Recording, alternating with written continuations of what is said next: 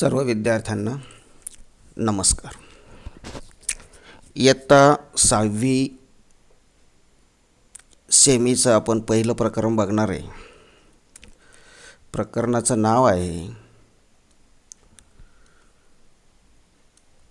Basic concepts in geometry. Basic concepts in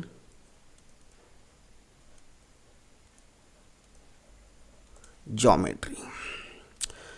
भूमितीतील मूलभूत संबोध. आता भूमितीतील मूलभूत संबोध म्हणजे बेसिक कन्सेप्ट्स याचा अर्थ काय होतो? जसं की आपण म्हणतो माणसाच्या 3 मूलभूत गरजा आहेत. कोणत्या? अन्न, वस्त्र आणि निवारा. अन्न, वस्त्र, निवारा या 3 गरजांना आपण मूलभूत का म्हणतो? कारण त्याशिवाय आपण जगू शकत नाही. अन्न, पाणी आणि निवाऱ्याशिवाय आपण जगू शकत नाही. तसंच भूमितीमध्ये काही जे घटक असतात ते मूलभूत असतात की जेणेकरून भूमितीतील काही संकल्पनांचं विश्लेषण, काही संबोध आपल्याला ह्या घटकांशिवाय समजून घेता येत नाही. हे घटक कोणते आहेत मग? तर त्यातला पहिला घटक आहे पॉइंट्स. पॉइंट्स यालाच आपण म्हणतो बिंदू. दुसरा जो घटक आहे तो आहे लाईन. लाईन याला म्हणतो आपण रेषा. आणि तिसरा जो घटक आहे तो आहे प्लेन. यालाच आपण म्हणतो प्रतल.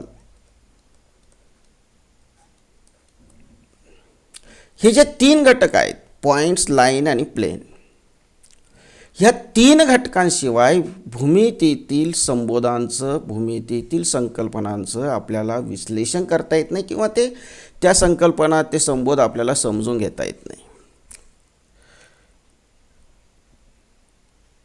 उदाहरणार्थ जर आपण विचार केला तर वर्तुळ असेल.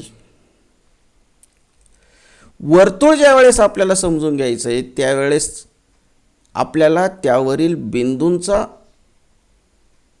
बिंदू कसे आहेत ते समजून घेतलं पाहिजे. वर्तुळ काय असतं? समजा हे एक वर्तुळ आहे. या वर्तुळाचा एक केंद्र असतो, त्याला सेंटर म्हणतो आपण. आणि याच्यावरचा, या वर्तुळावरील कोणताही बिंदू ह्या केंद्रापासून समान अंतरावर असतो. बघा, आपण प्रत्येक ठिकाणी बिंदूचा विचार करतोय, म्हणजे पॉईंट्सचा विचार करतोय. म्हणजे एका ठराविक बिंदूपासून समान अंतरावर असलेल्या बिंदूंचा संच म्हणजे वर्तुळ आहे. म्हणजे आपल्याला वर्तुळ समजून घेण्यासाठी बिंदूचाच उपयोग करावा लागला. म्हणजे बिंदू हा एक भूमितीतला मूलभूत संबोध आहे. बिंदूशिवाय आपण वर्तुळाचं विश्लेषण करू शकत नाही. रेषेचं विश्लेषण बिंदूशिवाय करू शकत नाही. अशाच प्रकारे अनेक संबोध स्पष्ट करण्यासाठी आपल्याला रेषेचा उपयोग होतो, प्रतलाचा उपयोग होतो. म्हणजे लाईन अँड प्लेन ही दोन्ही घटक जे आहेत हे आपल्याला भूमितीतील संबोधांचं विश्लेषण करण्यासाठी या घटकांचा उपयोग होतो. मग आता पॉइंट याचा अर्थ काय होतो? पॉइंट म्हणजे काय?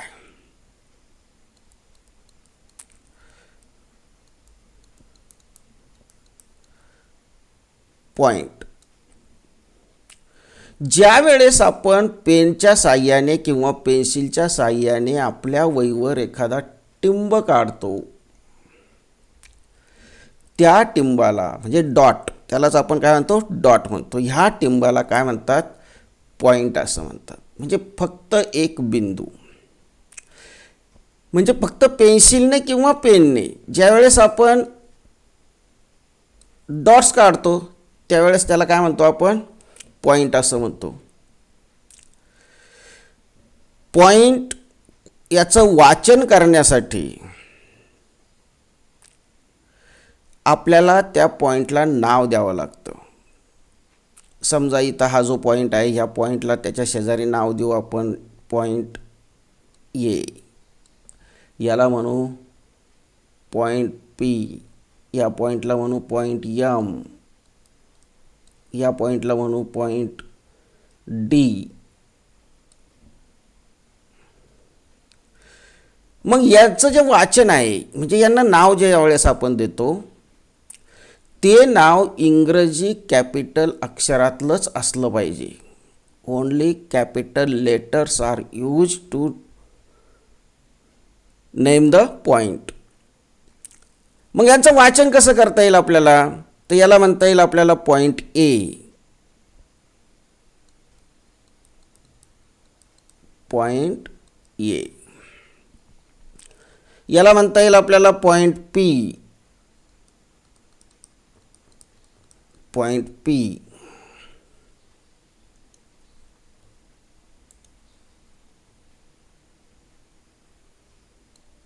याला म्हणता येईल आपल्याला point M,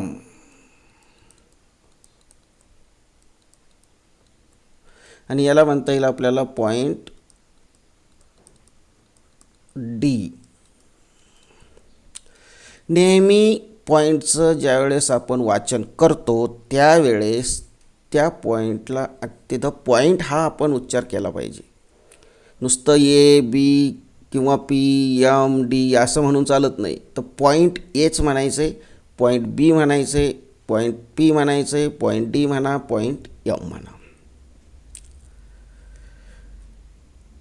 we can not define the points line and plane. आपल्याला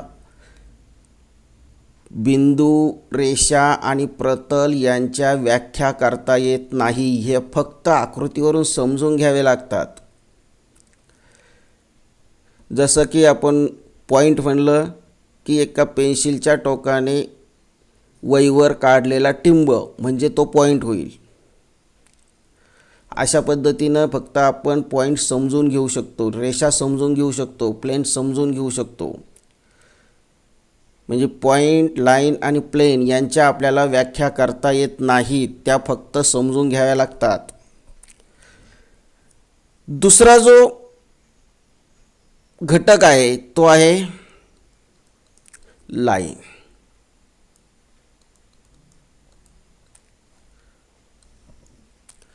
आता ही लाईन कशी असते, लाईन म्हणलं की आपण पट्टी घेतो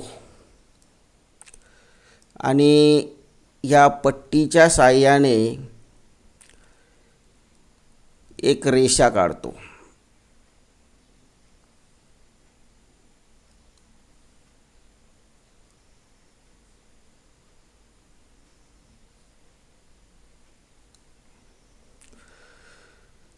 अशी एक रेषा काढतो. ती रेषा आहे, ही रेषा जी आहे ती बघा या बिंदूपासून, समजा या ठिकाणी एखादा बिंदू घेऊ आपण ए.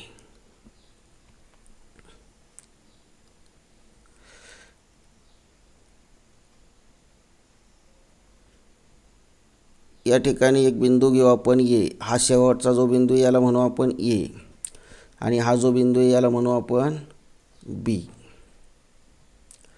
ए पासून बी पर्यंत असलेला हा बिंदूंचा संच आहे. मग ही जी लाईन आहे ही आपल्याला बीच्या पुढे वाढवता येईल का, एच्या पुढे वाढवता येईल का, तर त्याचं उत्तर साधं सोपं आहे. वाढवता येते. ही लाईन कशी वाढवता येते बघा. पुन्हा आपण पट्टीनं बघू.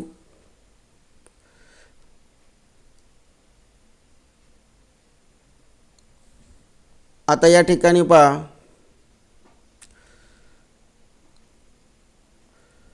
ही लाईन इकडून बी पासून पुढे आपण वाढवून घेऊ.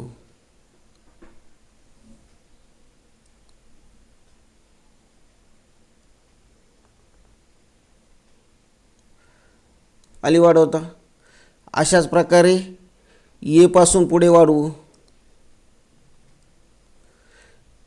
एच्या या बाजूला वाढवता येईल का पहा.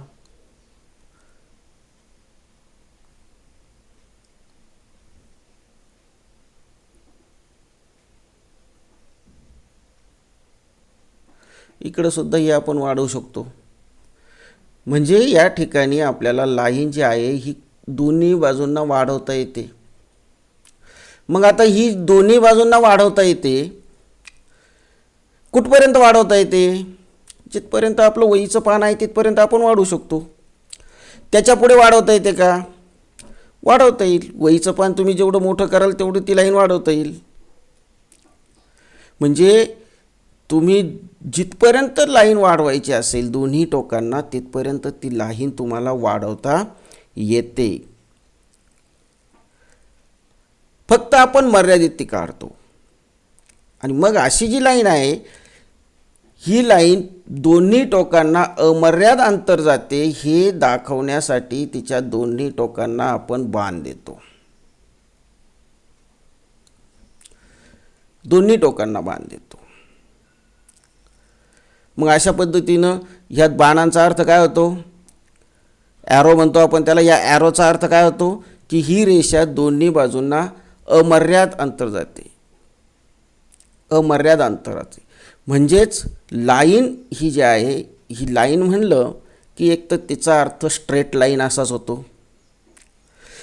जर तुम्ही अशी लाईन काढण्याचा प्रयत्न केला, अशी लाईन जर काढण्याचा प्रयत्न केला तर या लाईनला लाईन म्हणता येत नाही. लाईन ही कशी असते? स्ट्रेट असते, सरळ असते. ती अशी नसते. हिला लाईन आपल्याला म्हणता येत नाही. लाईन ही नेहमी सरळच असते आणि ती दोन्ही टोकांना अनंत अंतर गेलेली असते. हे लक्षात ठेवायचे. आता पुन्हा आपल्याला लाईनचं वाचन कसं करायचं? वाचन करताना आपल्याला दोन प्रकारे लाईनचं वाचन करता येतं. एक, त्या लाईनवरील जे बिंदू असतात ते कोणतेही दोन बिंदू घेऊन, आणि दुसरं, समजा ती लाईन जर इथं असेल तर या ठिकाणी आपल्याला एक इंग्रजी लहान अक्षर घेता येतं आणि ह्या इंग्रजी लहान अक्षराचा उपयोग करून आपण लाईन काढू शकतो. मग आता याला कसं नाव देता येईल? या रेषेला नाव देता येईल line A B. Line A B. और किंवा हिलाच आपल्याला म्हणता येईल लाईन बी ए. किंवा ज्यावेळेस एकाच अक्षराने नाव द्यायचं आहे त्यावेळेस हिला म्हणता येईल आपल्याला लाईन यल. असं तीन प्रकारे जवळपास नाव देता येतं. लाईन ए बी आणि लाईन बी ह्या दोन्हींचा अर्थ एकच झाला आणि एकाच अक्षराने देतात लाईन यल. म्हणजे एक गोष्ट लक्षात घ्या की रेषेला नाव देताना एकतर त्या रेषेवरील कोणत्याही दोन बिंदूंचा विचार करायचा असतो, जसा आपण इथं केलेला आहे. बिंदू ए हा रेषेवरचा बिंदू आहे आणि बिंदू बी हा सुद्धा रेषेवरचा बिंदू आहे. हा आहे बिंदू बी आणि हा आहे बिंदू ए. तर हे जे दोन बिंदू आहेत हे रेषेवरील बिंदू आहेत. त्या दोन बिंदूंवरून आपल्याला त्या रेषेला नाव देता येतं. लाईन ए बी म्हणा किंवा उलटं नाव द्या लाईन बी ए म्हणा.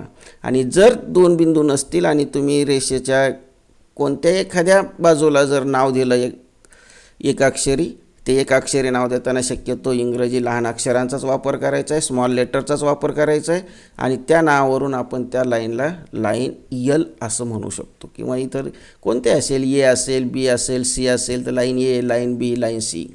इथं समजा ए ऐवजी पी घेतला, बी ऐवजी क्यू घेतलं तर लाईन पी क्यू म्हणा किंवा लाईन क्यू पी म्हणा. अशा पद्धतीनं आपल्याला ही लाईन काढता येते. लाईन याचा अर्थ होतो स्ट्रेट लाईन, म्हणजे ती लाईन सरळच असली पाहिजे. दुसरं, ती लाईन दोन्ही टोकांना अमर्याद अंतर जाते हे दर्शवण्यासाठी त्याच्या दोन्ही टोकांना बाण हे दिले गेले पाहिजे, ॲरोज दिले गेले पाहिजे. हे लक्षात ठेवायचं आहे. आता या ठिकाणी रेषा आपण तोडली. समजा बिंदू ए पासून आणि बिंदू बी पासून आपण हा रेषाखंड तोडला. हा जो रेषाखंड आहे हा आपण बाजूला काढून घेतला.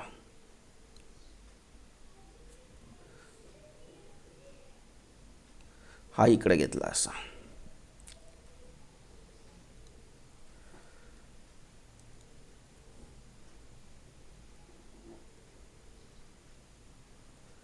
हा असा रेषाखंड आपण घेतला.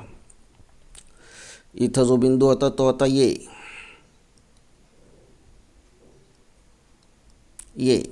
आणि हा जो बिंदू आहे हा आहे बी. बघा रेषेचा आपण तुकडा बाजूला काढून घेतलेला आहे. मग आता रेषेचा तुकडा बाजूला काढलाय, त्याला काय म्हणतो आपण? त्या तुकड्याला म्हणतो खंड. म्हणजे हा काय झाला? रेषेचा खंड झाला. ए बी हा काय झाला? रेषेचा खंड झाला. मग हा जो रेषेचा खंड आहे याला मराठीमध्ये याच्यावरून नाव पडतं रेषाखंड. आणि रेषाखंडालाच आपण काय म्हणतो? सेगमेंट म्हणतो.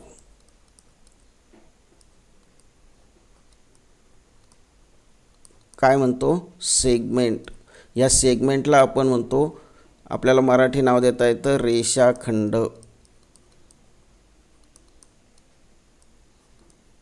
याला मराठी नाव देता येतं आपल्याला रेषाखंड. Segment is the piece of line. Segment is the piece of line म्हणजे रेषाखंड हा रेषेचा एक तुकडा असतो. आता तुकडा म्हणलो तो मर्यादित येईल का अमर्यादित येईल? तो मर्यादित येईल. म्हणजे ए पासून ते बी पर्यंत हा झाला रेषेचा तुकडा आणि तो मर्यादित आहे. म्हणजे ए पासून सुरू होतो आणि बी जवळ जाऊन तो संपतो. म्हणजे ए जो आहे तो आहे A and B R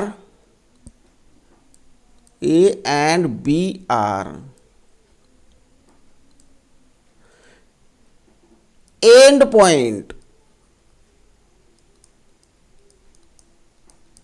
point of segment A B. A आणि बी या दोन बिंदूंना रेषाखंड ए बीचे अंत्यबिंदू म्हणतात. अंत्यबिंदू याचा अर्थ एंड पॉइंट म्हणजे दोन्ही टोकांचे बिंदू. याचंही वाचन करताना आपल्याला दोन प्रकारे करता येतं. सेगमेंटचं वाचन करताना आपण दोन प्रकारे करतो. एक करतो सेगमेंट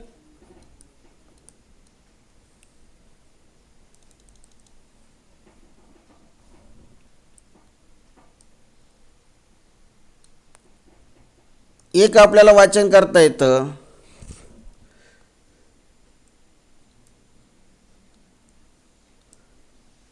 सेगमेंट ए बी और किंवा यालाच आपल्याला सेगमेंट बी ए सुद्धा म्हणता येईल. याला सेगमेंट ए बी किंवा सेगमेंट बी ए असं सुद्धा म्हणता येईल. सेगमेंट ए बी लिहिताना केवळ segment SEG segment A B असं लिहिलं तरी चालतं.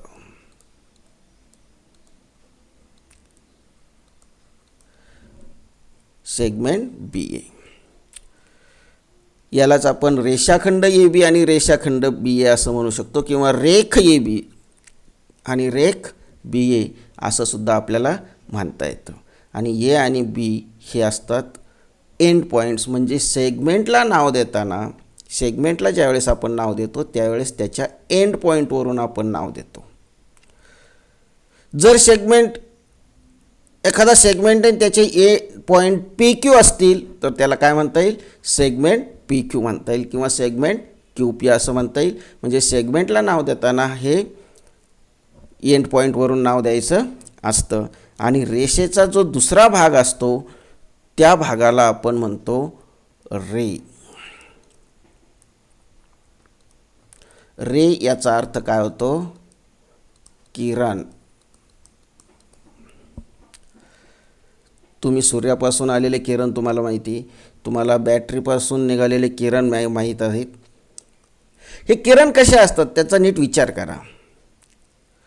बॅटरी जर घेतली तर बॅटरीचा जो बल्ब आहे तो आहे समजा एक पॉईंट. बॅटरीचा जो बल्ब आहे तो आहे एक पॉईंट. आणि हा पॉईंट, या पॉईंटपासून बल्बपासून किरण निघतोय बघा.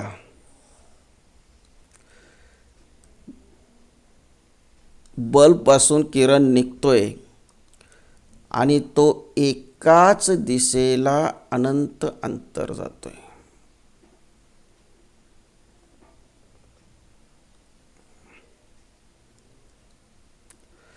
तो जो किरण आहे तो एकाच दिशेला अनंत अंतर जातोय. या बिंदूपासून तो किरण सुरू झाला. हा आहे बॅटरीचा बल्ब असं समजा. हा जो आहे हा बॅटरीचा बल्ब आहे आणि तो एका दिशेला अनंत अंतर गेलेला आहे. एका दिशेला तो अनंत अंतर गेलेला आहे. मग हा जो पॉइंट आहे जिथं आपण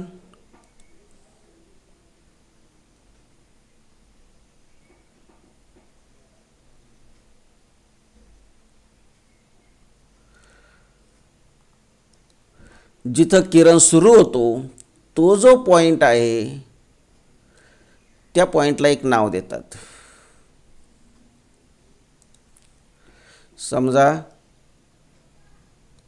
त्या पॉइंटला आपण म्हणू पी.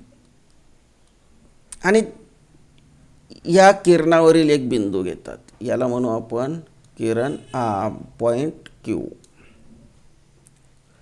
हा किरण आहे. किरण हा फक्त एकाच दिशेला अमर्याद अंतर जातो,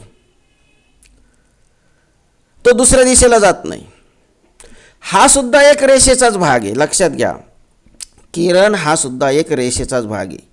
जेव्हा एखादी रेषा असते त्या रेषेचा अर्धा भाग आपण काढून टाकला की राहिलेला जो भाग आहे तो असतो किरण, रे. आणि रेचं सुद्धा नावाचं वाचन करताना या ठिकाणी आपल्याला याला काय म्हणता येईल? रे पी क्यू. याला आर रे क्यू पी असं म्हणता येणार नाही. या ठिकाणी हा जो पी आहे, ह्या पी या पॉइंटला म्हणतात ओरिजिन.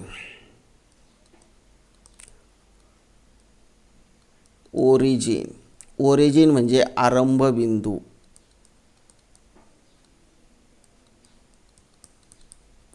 ओरिजिन याचा अर्थ होतो आरंभ बिंदू. म्हणजे किरणाचं जे वाचन आपल्याला करायचं आहे ते वाचन करताना आरंभ बिंदू अगोदर घ्यायचा आहे आणि नंतर त्या किरणावरचा बिंदू घ्यायचा. इथं आरंभ बिंदू पी आहे म्हणून आपण वाचन करताना पी हा आरंभ बिंदू अगोदर घेतला आहे आणि नंतर त्या किरणावरील बिंदू घेतलेला आहे क्यू. म्हणजे याला किरण पी क्यूच म्हणता येईल, किरण क्यू पी म्हणता येणार नाही. म्हणजेच थोडक्यात किरणाचं वाचन हे आरंभ बिंदूपासून सुरुवात करायची असते. वाचनालाच आरंभ बिंदूपासून सुरुवात करायची असते. म्हणून आपल्याला किरणाचं नाव उलटं वाचता येत नाही. समजा एखाद्या किरणाचा आरंभ बिंदू बी आहे आणि त्या किरणावरील एखादा बिंदू यम, तर त्या किरणाला काय नाव देता येईल? बी यम नाव देता येईल. त्या किरणाला नाव देता येईल बी यम. समजा हा एक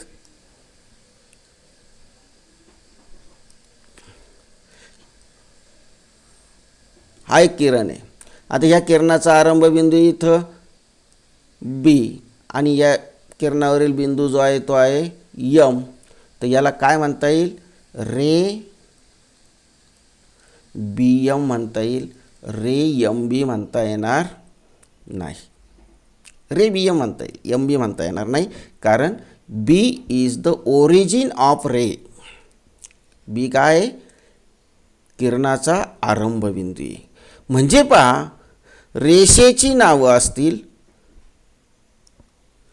रेषेची जी नावं आहेत त्या रेषेची नावं वाचताना आपल्याला लाईन ए बी म्हणता येईल, लाईन बी ए म्हणता येईल किंवा लाईन यल म्हणता येईल. म्हणजे लाईन ए बी किंवा लाईन बी ए असं म्हणता येतं.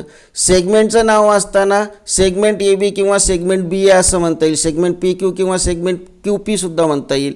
पण रेचं नाव असताना मात्र आपल्याला सेगमेंट रे पी क्यूच म्हणावं लागेल. जिथं जो आरंभबिंदू आहे तोच अगोदर आपल्याला वाचावा लागेल. म्हणजेच रे पी क्यू, रे बी एम अशा पद्धतीनं जर एखाद्या किरणाचा आरंभबिंदू जर आर असेल आणि त्या किरणावरील बिंदू यस असेल तर रे आर यस असं आपल्याला वाचता येईल. तर पहा आता हे जे दोन घटक आपण बघितलेले आहेत, एक बघितलेला आहे पॉईंट आणि दुसरा बघितलेला आहे लाईन. पॉईंट आणि लाईन हे दोन घटक आपण बघितलेले. पुढचा जो आपण पाठ घेणार आहोत, पुढचा जो आपण क्लास घेणार आहोत त्यामध्ये आपण प्रतल बघणार आहोत. आता नीट लक्षात घ्या, पुन्हा एकदा सगळं तुम्हाला थोडक्यात सांगतो. Point is the dot made by pen और pencil. Dot made by pen और पेन्सिल की पॉईंट हा फक्त एक टिंब आहे की जो आपण पेनने किंवा पेन्सिलने काढतो.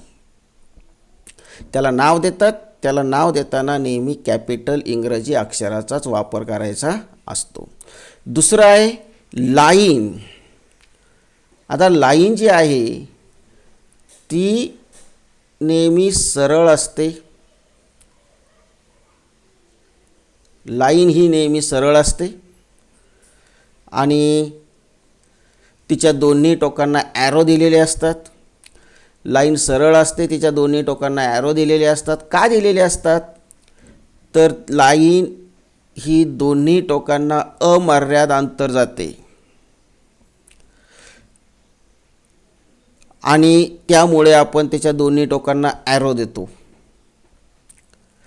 लाईनचं जे वाचन आहे ते वाचन करताना नीट लक्षात घ्या, लाईनवरील कोणतेही दोन बिंदू घेतात. ह्या दोन बिंदूंच्या बिंदूंवरून त्या लाईनला नाव दिलं जातं. जसं आपण इथं लाईन ए बी म्हणलेलं आहे, लाईन ए बीलाच आपल्याला लाईन बी एसुद्धा म्हणता येतं.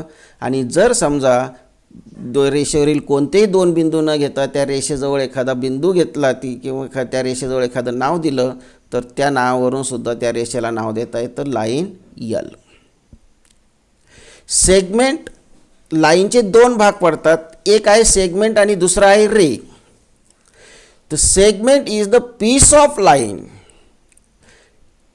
सेगमेंट हा रेषेचा एक तुकडा असतो आणि तुकडा आहे म्हणून तो मर्यादित आहे. तो ए पासून सुरू होतो बी पर्यंत संपतो म्हणजे मर्यादित राहिला. त्याचे ए बिंदू आणि बी बिंदू जे आहेत हे दोन्ही बिंदू दोन्ही टोकांचे बिंदू आहेत, कडेचे बिंदू म्हणून यांना म्हणतात अंत्यबिंदू. त्यालाच आपण म्हणतो एंड पॉईंट. त्याला काय म्हणतो आपण? एंड पॉईंट असं म्हणतो. मग हे जे एंड पॉईंट आहे ह्या एंड पॉईंट्सवरूनच सेगमेंटला आपण नाव देतो सेगमेंट ए बी किंवा सेगमेंट बी ए. सेगमेंटला सुद्धा आपण कोणत्याही प्रकारे नाव देऊ शकतो. म्हणजे सेगमेंट ए बीला सेगमेंट बी ए आपण म्हणू शकतो. म्हणजे सेगमेंटला नाव देताना दोन्ही अंत्यबिंदूंचा त्या सेगमेंटच्या दोन्ही एंड पॉईंटचा आपल्याला विचार करावा लागतो. आणि तिसरा दुसरा जो भाग आहे रेषेचा तो आहे रे किरण. किरण म्हणजे थोडक्यात रेषेचा एका बाजूचा भाग काढून टाकणे, दुसऱ्या बाजूच्या भागाला किरण असं म्हणतो. किरण हा एका बिंदूपासून सुरू होतो आणि दुसऱ्या बाजूला तो अनंत अंतर जातो. म्हणजे किरण हा एका ठिकाणाहून सुरू होतो, त्याला सुरू होण्याचा बिंदू आहे, त्यालाच आपण म्हणतो ओरिजिन. पण दुसऱ्या शेवटचा जो बिंदू आहे तो मात्र किरणाला नसतो, कारण तो अनंत अंतर मर्याद गेलेला असतो. म्हणून जिथून किरण सुरू होतो त्याला म्हणतात ओरिजिन, म्हणजेच त्याला म्हणतो आपण आरंभबिंदू. किरणाला सुद्धा नाव देण्याची प्रथा असते. किरणालाही नाव कॅपिटल इंग्रजी अक्षरानेच देतात. फक्त किरणाला नाव देताना मात्र आरंभबिंदूचं वाचन अगोदर करायचं असतं आणि नंतर त्या किरणावरील बिंदूचं वाचन करायचं असतं. जसं इथं आपण म्हणतो रे पी क्यू, याला रे क्यू पी म्हणता येणार नाही. ज्यावेळेस आपण रे क्यू पी म्हणू ज्यावेळेस आपण रे क्यू पी म्हणू त्यावेळेस त्या किरणाचा आरंभबिंदू क्यू होईल आणि पी हा त्या किरणावरील बिंदू असेल. त्याच पद्धतीनं रे बी एम याचा अर्थ B is the origin of ray, म्हणजे बी हा किरण बी एमचा ओरिजिन आहे, सुरुवातीचा बिंदू आहे, आणि यम हा त्या किरणावरील बिंदू आहे. म्हणजे जेव्हा आपण किरणाचं नाव वाचतो, रे ए बी म्हणलं, बघा ज्यावेळेस तुम्ही रे ए बी म्हणता, ज्यावेळेस आपण रे ए बी म्हणतो त्यावेळेस A is the origin of point A is the origin of ray. ज्यावेळेस आपण रे यम एन म्हणतो त्यावेळेस M is the origin of ray M N. ज्यावेळेस आपण रे टी के म्हणतो, T is the origin of ray T K, म्हणजे सुरुवातीचा जो बिंदू आहे नावाचा तो म्हणजे त्या किरणाचा आरंभ बिंदू असतो, हे लक्षात ठेवायचं आहे. तर ठीक आहे, पुढच्या क्लासला आपण प्रतल बघणार आहोत. तोपर्यंत नमस्कार.